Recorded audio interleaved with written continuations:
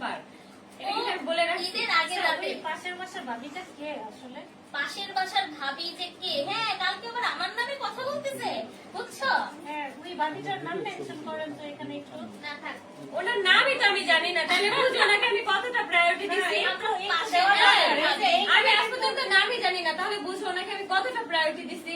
না না, একটু নাম বলার দরকার ছিল, যে এখানে একজন লিখছে আর ওই যে পাশের বাসার ভাবি রে পাইলে লাঠি দিতাম, মানে ওই পাশের বাসার ভাবি। আমরা সবাই জানি ওনার নাম হচ্ছে শেষরা পাশের বাসার ভাবি। আমি ওনার নামই জানি না, অথচ উনি বলে আমি নাকি তার যোগ্য না কিছু না। উনি আমার ধারে কাছে আসার যোগ্য হতে পারবে? ওনার ব্যাকগ্রাউন্ড কি আমার ফ্যামিলির ব্যাকগ্রাউন্ডের কোনো ধারে কাছে আসতে পারবে না, যার কারণে ওনার সাথে আমি এতটা বেশি মিশতাম না। কারণ যেগুলারে যতটা মানে যেগুলারে লাই দিতে হয় সেগুলোর আমি লাই দিই, যেগুলো লাই দিতে হয় না ওগুলোর সাথে আমি মিশিও না। এগুলো মনে হয় বুঝতে পারি না উনি বাসায় থাকা বুঝতে পারে না।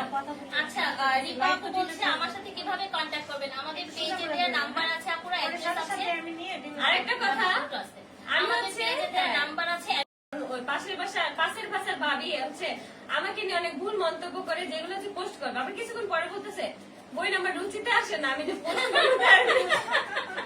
ওই পাশের বাসার ভাবিটাকে একটু ক্লিয়ার করলে কিন্তু এগুলো হচ্ছে আমাদের মানে হচ্ছে ওনার হাজবেন্ডের 6 মাস ধরে বেতন পায় না, যার কারণে হচ্ছে আমাদের বাসা থেকে অনেক কিছু নিয়ে যায় যখন যা দরকার লাগে। ওনার মেয়ের হচ্ছে সেরেলাক কিনতে পারে না, দুধ ডাইপার কিনতে পারে না, আমার ছেলের ডাইপার নিয়ে যায়। আমি যেদিন চলে আসছি সেদিন আমাদের বাসায় গেছে ডাইপার আনার জন্য, যে ভাবি কি কোনো ডাইপার রেখে গেছে, আয়েশের কোনো ডাইপার আমার মেয়ের লাগতো, রাজুইটা বাজে গিয়ে তারপর হচ্ছে বাটিতে করে একটু একটু করে সেরেলাক নিয়ে যায় মেয়ের জন্য। এগুলো আমি কখনো বলি না, কিন্তু হচ্ছে উনি যেই কথাটা বললো যে আমি হচ্ছে আমার ছেলের দুধ ডাইপার জন্য আমি নাকি আমার সতীনের পায়ে ধরবো। হ্যাঁ, আমি আমার সতীনের পায়ে ধরতেই পারি, সে আমার সতীন।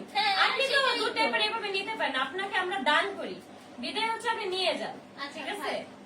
এখন আর আমার বোন আমাকে থামতে বলতেছে, আমার বোনের কথা রাইট অনেক বেশি, কারণ লাইভে থাকা অবস্থা অনেকেই বলে বাদ দাও বাদ দাও, তারপর হচ্ছে সেই পেছন পারে, কিন্তু বলতে হয় না বলে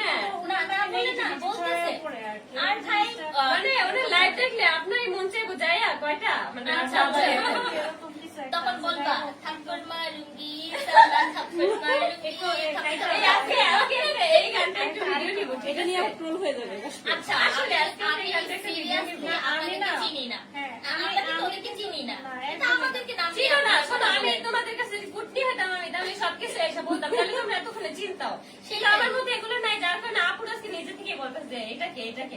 আর এই আপুর সাথে তো তেমন কোনো কথাই হয় না আমার, মানে আমার বাসার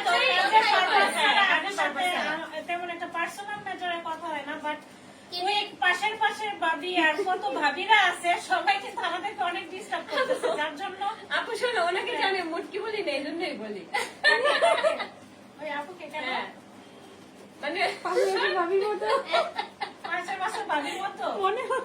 আরে না, কই পাশের বাসার ভাবি আর কই আমাদের ভাবি। অনেক আপুরা হচ্ছে পাশের বাসার ভাবিকে নিয়ে কিন্তু আমরা প্রতিনিয়ত কমেন্টস এর শিকার হচ্ছি, ভিন্ন ভিন্ন কমেন্টস আমাদের। মানে সবাই একটাই বলে যে আপুকে কেন লাঠি না, কেন ইয়ে করেন ওই ভাবিকে। আসলে কি আমরা ওরকম মেন্টালিটি না, তো যার কারণে সবাই সবকিছু পারে না, একটা ক্লাস মেইনটেইন করতে হয়। এখন সবাই হচ্ছে দেখতে দেখতে ওদের উপরে এত মানে রাগ, এত ক্ষোভ। তো আমরা প্রতিনিয়ত কমেন্টস এর শিকার হচ্ছি, ভিন্ন ভিন্ন কমেন্টস আমাদের। মানে সবাই একটাই বলে যে আপুকে কেন লাঠি না, কেন ইয়ে করেন ওই ভাবিকে। আসলে কি আমরা ওরকম মেন্টালিটি না, তো যার কারণে সবাই সবকিছু পারে না, একটা ক্লাস মেইনটেইন করতে হয়। এখন সবাই হচ্ছে দেখতে দেখতে ওদের উপরে এত